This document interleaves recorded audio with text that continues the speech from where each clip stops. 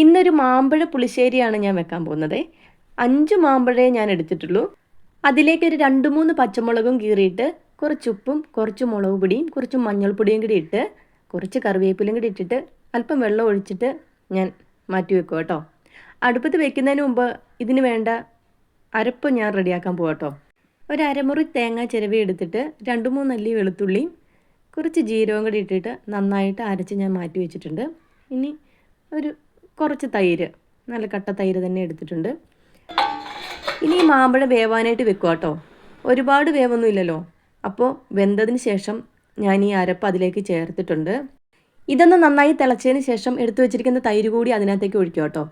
ഇനി കൂടുതൽ തിളപ്പിക്കാതെ മാറ്റിയെടുത്ത് വെച്ചിട്ട് നമ്മുടെ കടുകൊക്കെ താളിച്ച് അതിനകത്തേക്ക് ഒഴിക്കുക കേട്ടോ. കുറച്ച് കറിവേപ്പിലും കൂടി ഇട്ട് കൊടുക്കുന്നുണ്ട്. പിന്നെ മധുരത്തിന് ആവശ്യമായിട്ട് ഞാൻ ഇന്ന് ശർക്കര ഇല്ലാത്തതുകൊണ്ട് ഞാൻ പഞ്ചസാരയാണ് ചേർത്തിരിക്കുന്നത്. അപ്പോൾ എന്തായാലും ഇന്നത്തെ മാമ്പഴ പുളിശ്ശേരി റെഡി ആയിട്ടുണ്ട്. എൻ്റെ മക്കൾക്ക് ഇത് വലിയ ഇഷ്ടം കേട്ടോ. അവർ കഴിക്കാൻ വേണ്ടി നോക്കിയിരിക്കാം കേട്ടോ. അപ്പോൾ വീണ്ടും കാണാം. Bye bye.